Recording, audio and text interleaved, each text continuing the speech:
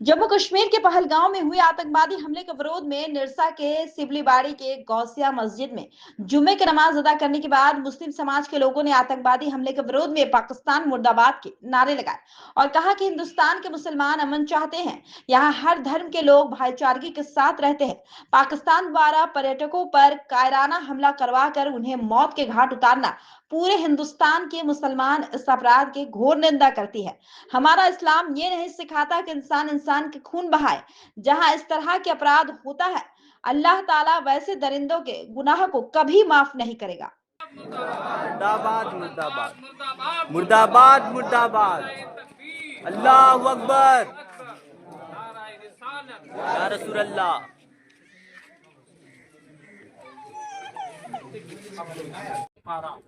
मैं ये जो हुआ बिल्कुल मैं उसकी मजम्मत करता हूँ, मैं उसकी सहमत नहीं हूँ, लेकिन साथ में आप ये भी देखें, एक रिफाकत नाम का एक शख्स है, उसने तकरीबन 12 से 15 लोगों को बचाया है, वो हिंदू भाइयों को बचाया है।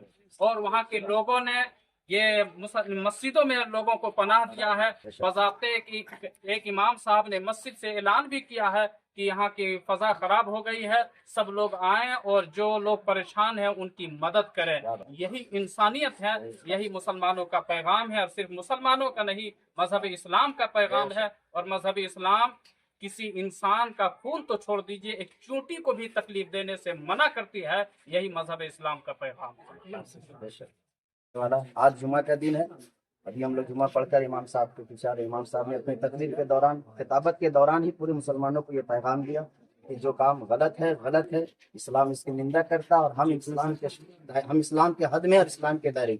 दूसरी बात, ये सब तो एक सियासत का मामला है, समझ रहे, और हम लोग यहाँ खड़े हुए हैं किसी कौम, किसी मजहब, किसी फिरका, किसी कबीला को खुश करने के लिए नहीं, बल्कि हमको इस्लाम इस बात की इजाजत देता है कि जहाँ कोई भी जुल्म, कत्ल हो, गारत हो, फसाद हो, जमीन में, अल्लाह की जमीन में फसाद करने का हक किसी को नहीं अल्लाह देता। अल्लाह के रसूल हम इसलिए खड़ा हो रहे हैं। कुछ लोग ये सोच रहे हैं कि ये लोग खुश करने के लिए किसी को ऐसा बयान दे रहे, ये मजमा लगा रहे। नहीं, आप ये पूरी तरह समझ लिए, हम साजिश नहीं करते, हम सिर्फ साफ सुथरा बात करते हैं, मैदाने बात करते हैं कि इस्लाम जिस चीज को नापसंद करता, हम भी, आप मुसलमान भी नापसंद करते।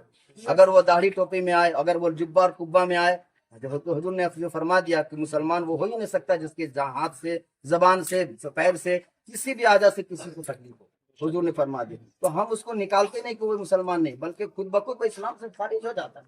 और हम लोग ऐलान करने का मकसद भी इमाम साहब के कि ये इंसानी और इस्लाम और मुसलमान को शर्मसार करने वाली बात है जो वहाँ हुआ, जो अभी नाम बताया इन्होंने।